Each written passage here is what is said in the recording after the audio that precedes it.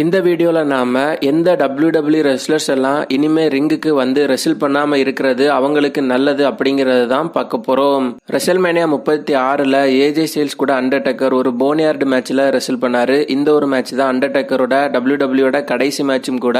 So Undertaker பாத்தீங்கன்னா ரசிகர்கள் அவர்கிட்ட எதிர்பார்த்ததை விட ரொம்ப குவாலிட்டியான ஒரு மேட்ச் தான் இதுல கொடுத்திருந்தாரு. ஏற்கனவே ரெசல்மேனியா 33ல அண்டர்டேக்கர் ரோமன் ரெயின்ஸ் கூட ஒரு ரிட்டையர்மெண்ட் மேட்ச்ல ரெஸ்ல் பண்ணாரு. ஆனா அந்த டைம்ல அந்த மேட்ச் அண்டர்டேக்கர் எதிர்பார்த்த அளவுக்கு குவாலிட்டியா வரல. அது மட்டும் இல்லாம அந்த மேட்ச்ல எக்கச்சக்கமான பாட்சஸ் இருந்ததுனால அண்டர்டேக்கர் அதை அவரோட கடைசி மேட்சா ஏத்துக்கிட முடியாததுனால திரும்ப WWE ரிட்டர்ன் ஆகி இருந்தாரு. ரிட்டர்ன் ஆன அண்டர்டேக்கர் ரெசல்மேனியா 36ல ஏஜே ஸ்டைல்ஸ் கூட ரொம்ப நல்ல ஒரு மேட்சை கொடுத்துட்டு தான் WWE இருந்து போயிருக்காரு. ஏற்கனவே அவருக்கும் பாத்தீங்கன்னா வயசு 56க்கும் அதிகமாயாச்சு. ஸோ அவர் இனிமே ஒருக்கா WWE ரிட்டர்ன் ஆகி குவாலிட்டி கம்மியான ஒரு மேட்சை கொடுக்கறத விட அவர் ஏற்கனவே கடைசியா கொடுத்த நல்ல ஒரு ரிட்டையர்மெண்ட் மேட்சோட அவர் அவரோட கரியரை முடிச்சுக்கிட்டார் அப்படின்னா அது அவருக்கு ரொம்ப சிறப்பான ஒரு விஷயமா தான் இருக்கும். அடுத்ததா யாரு அப்படின்னா ஸ்டிங் தான். 2015ல செத்ரோலின்ஸ் கூட நடந்த ஒரு மேட்ச்ல செத்ரோலின்ஸ் போட்ட டான்பர்க்கிள் பவர் பாம் ஸ்டிங்கோட முதுகெலும்புல ரொம்ப பயங்கரமான இன்ஜுரிஸ் ஏற்படுத்திச்சு. ஸோ அந்த இன்ஜுரி கொஞ்சம் மோசமா போயிருந்த அப்படின்னா அவர் அவரோட உயிரை இழந்திருப்பாரு. அந்த அளவுக்கு மோசமான ரெசில் பண்ணிட்டு தான் இருக்காரு. என்னதான் அவரு தைரியமா ரெசில் பண்ணிட்டு இருந்தாலும் இன்னும் ஒரு மூவ் அவருக்கு தப்பா போச்சு அப்படின்னா அவருக்கு ரொம்ப மோசமான பாதிப்புகள் ஏற்பட வாய்ப்பு இருக்கு. ஸோ இதனால ஸ்டிங் இனிமே WWE ரிட்டர்ன் ஆகாம இருக்கிறது ரொம்ப நல்லது. அடுத்ததா யாரு அப்படின்னா லெஜெண்டரி ரெஸ்லரான கர்ட் ஆங்கிள் தான். 2019ல WWE ரெஸ்ல் பண்ண கர்ட் ஆங்கிள் ட்ரூ மெக்கிண்டர் கூட ரொம்ப பரிதாபமான ஒரு மேட்ச்ல ரெஸ்ல் பண்ணியிருந்தாரு. இந்த ஒரு மேட்ச்ல ட்ரூ மெக்கிண்டர் கர்ட் ஆங்கிள பயங்கரமா வெளுத்து வாங்கியிருப்பாரு. கர்ட் ஆங்கிளுக்கு ரொம்ப வயசானதுனாலையும் பிசிக்கலா ரொம்ப வீக்கா இருந்ததுனாலையும் அவரால் சுத்தமா அந்த ஒரு மேட்ச்ல பழைய மாதிரி ரெஸ்ல் பண்ண முடியல. குறிப்பா 2000ங்கள்ல WWE இருந்த கர்ட் ஆங்கிளுக்கும் TNAல நிறைய சாம்பியன்ஷிப்பை வின் பண்ண கர்ட் ஆங்கிளுக்கும் 2019ல ரிட்டர்ன் ஆன இந்த ஒரு கர்ட் ஆங்கிளுக்கும் நிறைய வித்தியாசங்கள் இருந்துச்சு. அது மட்டும் இல்லாம கர்ட் ஆங்கிள் ரெசல்மேனியா 35ல அவரோட ரிட்டையர்மெண்ட் மேட்ச்ல பேரன் கார்பின் கூட ரெஸ்ல் பண்ணியிருந்தாரு. இதுவே பாத்தீங்கன்னா WWE ரசிகர்களால ரொம்ப மோசமான ஒரு டிசிஷனா தான் பார்க்கப்பட்டுச்சு. ஸோ ஏற்கனவே ரொம்ப வீக்கான கர்ட் ஆங்கிளால பழைய மாதிரி WWE குவாலிட்டியான மேட்சஸ் கொடுக்க முடியாது. ஸோ அவரும் இனிமே ரிட்டர்ன் ஆகாம இருந்தார் அப்படின்னா ரொம்ப நல்லது. அடுத்ததா யாரு அப்படின்னா நம்பர் 1 லெஜெண்டரி ரெஸ்லரான ஹல்க் ஹோகன் தான். ஸோ இவரும் பாத்தீங்கன்னா பிசிக்கலா நிறைய பாதிப்புகளை வந்து பார்த்துட்டாரு. இவரும் முதுகுல ரொம்ப மோசமான நிறைய சர்ஜரிஸா சந்திச்சிருக்காரு. ஸோ இவரும் பாத்தீங்கன்னா இனிமே WWE ரிட்டர்ன் ஆகி ரெஸ்ல் பண்ணாம இருக்கிறது அவருக்கு ரொம்ப நல்லது. அடுத்ததா யாரு அப்படின்னா ரிக் ஃபிளேர் தான். ரிக் ஃபிளேருக்கு வயசு இப்போ எத்தனை அப்படின்னு பாத்தீங்கன்னா 72 வயசு. ஸோ 72 வயசுல அவரால் WWE நார்மலான மூவ்ஸையே போட முடியாது. அப்படி அவர் போட்டார் அப்படின்னா அவரோட உடம்புல ரொம்ப மோசமான பாதிப்புகள் ஏற்படும். ஆனாலுமே பார்த்தோம்னா இவர் AAA NWA மாதிரியான ரெஸ்லிங் கம்பெனிஸுக்கு போய் அங்க சின்ன ரெஸ்லிங் ரோல்ஸ் எல்லாம் பண்ணிட்டு ரிங்குல கூட பாத்தீங்கன்னா பெர்ஃபார்ம் பண்ணிட்டு இருக்காரு. இதனால இவரோட மகளான சார்லட் ஃபிளேர் ரொம்ப அதிகமான சோகத்துல இருக்காங்க. காரணம் என்ன அப்படின்னா இவர் இந்த மாதிரி ரெஸ்லிங் பண்றதுனால ரொம்ப மோசமான பாதிப்பு இவருக்கு ஏற்பட வாய்ப்பு இருக்கு. ஸோ 72 வயசான ரிக் ஃபிளேர் இனிமே WWE ரிட்டர்ன் ஆகிறதும் கஷ்டம். அவர் ரிட்டர்ன் ஆகாம இருக்கிறது அவருக்கும் அவரோட ஃபேமிலிக்கும் ரொம்ப நல்லது. அதனால ரிக் ஃபிளேரும் பாத்தீங்கன்னா இந்த ஒரு லிஸ்ட்ல இருக்காரு.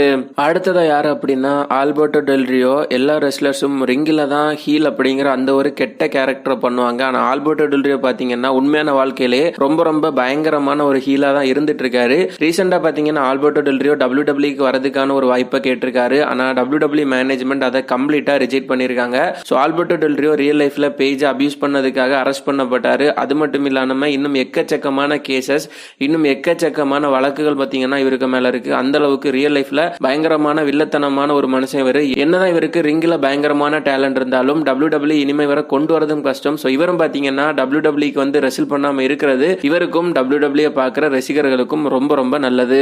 அடுத்ததா யாரு அப்படின்னா பிக் ரெட் மான்ஸ்டர் கேன் தான். ஸோ இந்த லிஸ்ட்ல கேன் இருக்கிறதுக்கான காரணம் அவருக்கு டேலண்ட் இல்ல அப்படின்னோ இல்லைன்னா அவருக்கு வேற ஏதாவது ப்ராப்ளம் அப்படின்னோ எந்த ஒரு காரணமும் கிடையாது. இந்த ஒரு லிஸ்ட்ல கேன் இருக்கிறதுக்கான ஒரே ஒரு காரணம் அவர் ரொம்ப நாளைக்கு WWE ரெஸ்ல் பண்ணியாச்சு. அது மட்டும் இல்லாம அவர் முன்னாடி இருந்த அளவுக்கு இப்போ அவரால் குவாலிட்டியான மேட்சஸ் கொடுக்க முடியல. அது மட்டும்தான் காரணம். ஸோ கேன் பார்த்தோம்னா WWE ஆட்டிடியூட் ஈரா, PG ஈரா, அதுக்கப்புறமா இப்போ நடந்துட்டு இருக்கிற ரியாலிட்டி ஈரான்னு சொல்லி எல்லா ஈராலையுமே வேற லெவல்ல ஒரு ரெஸ்லரா இருந்தாரு. WWE அவருக்கு என்ன ரோலை கொடுத்தாலும் அதை பெர்ஃபெக்டா பண்ணுவாரு. எப்போ எல்லாம் வின்ஸ் மெக்மேனுக்கு கேன் தேவைப்படுவாரோ அப்ப எல்லாமே மறுக்காம கேன் WWE வந்து ரெஸ்லிங்கும் பண்ணியிருக்காரு. ஸோ அப்படிப்பட்ட கேன் பார்த்தோம்னா கடைசியா கிரவுன் ஜுவல் பேப்பர் வியூல DX கூட நடந்த மேட்ச்ல பாத்தீங்கன்னா ரெஸ்ல் பண்ண முடியாம ரொம்ப அதிகமா திணறி இருப்பாரு. இந்த ஒரு மேட்சை பார்த்தா நிறைய WWE ஃபேன்ஸ் பாத்தீங்கன்னா சோசியல் மீடியாஸ்ல கேன் ரிட்டையர்ட் ரிட்டையர்ட் ஆகிறது ரொம்ப நல்லது அப்படின்னு சொல்லி கமெண்ட் பண்ணிருக்காங்க. அது மட்டும் இல்லாம கேன் கடைசியா 2021 ராயல் ரம்பிள் ரிட்டர்ன் ஆகியிருந்தாரு. இந்த ஒரு ரிட்டர்னும் பாத்தீங்கன்னா அந்த அளவுக்கு ஒரு குவாலிட்டியான ரிட்டர்ன் இல்ல. சோ கேன் பாத்தீங்கன்னா 2021 ஹால் ஆஃப் ஃபேம்ல கூட இண்டக்ட் ஆகியிருந்தாரு. சோ கேன் ரிட்டையர்ட் ஆகிறது அவருக்கும் நல்லது, அவரோட டைஹார்ட் ஃபேன்ஸுக்கும் ரொம்ப ரொம்ப நல்லது. பழைய கேனோட மெமரிஸே கேன் ஃபேன்ஸுக்கு ரொம்ப ரொம்ப போதுமானதா தான் இருந்துட்டு இருக்கு. அடுத்ததா யாரு அப்படின்னா ஏஜேலி தான். சோ ஏஜேலி இனிமே WWE வராம இருக்கிறது அவங்களுக்கு நல்லது அப்படின்னு கிடையாது. இவங்க பாத்தீங்கன்னா WWE வர மாட்டாங்க. சோ ஏஜேலி பாத்தீங்கன்னா WWE வரணும் அப்படின்னு சொல்லி நிறைய ஃபேன்ஸ் ரொம்ப நாளா விரும்பிட்டே இருக்காங்க. ஆனா அது இன்னைக்கு வரைக்கும் நடக்கல. அதுக்கு முக்கியமான காரணம் என்ன அப்படின்னா ஏஜேலிக்கு 2014 ஒரு நெக் இன்ஜுரி ஏற்பட்டிருக்கு. இந்த ஒரு நெக் இன்ஜுரி ரொம்ப ரொம்ப கொடூரமா இருந்ததுனால அவங்க இனிமே ரிங்குக்கு ரிட்டர்ன் ஆகி ரெஸ்ல் பண்ணும்போது அவங்களுக்கு இந்த நெக்ல திரும்ப ஒரு இன்ஜுரி ஏற்பட்டுச்சு அப்படின்னா அதனால அவங்க லைஃபுக்கே மிகப்பெரிய பாதிப்பு ஏற்படும் அப்படின்னு மருத்துவர்கள் சொல்லியிருக்காங்க. இந்த ஒரு காரணத்தினாலதான் ஏஜேலி பாத்தீங்கன்னா WWE ரிட்டர்ன் ஆகாம அப்படியே இருந்துட்டு இருக்காங்க. சோ அவரோட ஹஸ்பண்டான சிஎம் பங்க் AEWக்கு ரிட்டர்ன் ஆனாங்க. ஏஜேலிய AEWல போவாங்க அப்படின்னு நிறைய பேர் எதிர்பார்த்தாங்க. ஆனா அது நடக்க போறது இல்ல அப்படின்னு சொல்லி சிஎம் பங்கே பாத்தீங்கன்னா ஓபனா சொல்லிட்டாரு. சோ ஏஜேலி பாத்தீங்கன்னா இனிமே வர மாட்டாங்க. அவங்க வராம இருக்கிறதும் WWEக்கு ரொம்ப நல்லது. அடுத்ததா யாரு அப்படின்னா வெல்வெட்டின் ட்ரீம் அப்படிங்கிற இந்த ஒரு ரெஸ்லர் தான். NXTல ரொம்ப ரொம்ப ஃபேமஸா இருந்த இவரு ஒரு காலத்துல WWEல மிகப்பெரிய சூப்பர் ஸ்டாரா மாற போறாரு அப்படின்னு சொல்லி எல்லாரையும் எதிர்பார்க்கப்பட்டாங்க. அந்த அளவுக்கு ரொம்ப ரொம்ப டேலண்டடான ஒரு ரெஸ்லர் தான். அது மட்டும் இல்லாம அந்த டைம்ல WWE ஜான் சீனா வெர்சஸ் வெல்வெட்டின் ட்ரீமுக்கான மேட்சை கூட பாத்தீங்கன்னா ஃபியூட் பண்ணதுக்கு பிளான் பண்ணியிருந்தாங்க. அந்த அளவுக்கு ஃபேமஸா இருந்த இவர் திடீர்னு ஒரு நாள் இன்ஸ்டாகிராம்ல ஆபாச படங்களை ஷேர் பண்ணிருக்காரு. இது சோசியல் மீடியால அதிகமா வைரல் ஆனதுனால WWE வேற வழி இல்லாம ஃபயர் பண்ணாங்க. அதுக்கப்புறமா இவர் நிறைய ரெஸ்லிங் ப்ரொமோஷன்ஸ்ல ஜாயின் பண்ண ட்ரை பண்ணிருக்காரு. ஆனா அது பாத்தீங்கன்னா இன்னைக்கு வரைக்கும் நடக்கல. அதுக்கு காரணம் என்னன்னா இவர் ரொம்ப ரொம்ப கான்ட்ரோவர்சியலான ஒரு சூப்பர் ஸ்டாரா பார்க்கப்பட்டு இருக்காரு.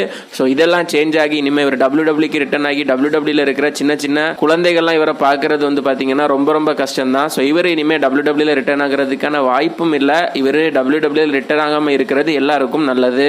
அடுத்ததா யாரு அப்படின்னா ரைபேக் தான். சோ ரைபேக் WWE இருந்து போனதுக்கு அப்புறமா இன்னைக்கு வரைக்கும் ஒரு சில ஃபேன்ஸ் தான் அவர் WWEக்கு வரணும்னு ஆசைப்படாங்க. மீதி யாருமே பாத்தீங்கன்னா ரைபேக்கை பத்தி கேர் பண்ணவே இல்லை. அதுக்கு முக்கியமான காரணம் இவர் ரிங்கில் ரொம்ப ரொம்ப டெட்லியஸ்டான டேஞ்சரான ஒரு ரெஸ்லர். அது மட்டும் இல்லாம பெரிய அளவுல எந்த ஒரு ஸ்கில்லும் இவருக்கு கிடையாது. சோ ரைபேக் ஃபேன்ஸே பாத்தீங்கன்னா இவர் திரும்ப ரெஸ்ல் பண்றதை விரும்பாம தான் இருக்காங்க. அதுக்கு காரணம் என்ன அப்படிங்கிறது உங்களுக்கே தெரியும். ரொம்ப ரொம்ப அன்சேஃபான ஒரு ரெஸ்லர் இவர். சோ இவர் இனிமே WWEக்கு ரிட்டர்ன் ஆகி நல்லா இருந்துட்டு இருக்கிற ஒரு ரெஸ்லரை இன்ஜூர் பண்ணும் அப்படிங்கிற அவசியம் இல்ல. சோ இவரும் பாத்தீங்கன்னா ரிட்டர்ன் ஆகாம இருக்கிறது அவருக்கும் நல்லது, WWE இருக்கிற மற்ற ரெஸ்லர்ஸுக்கும் நல்லது.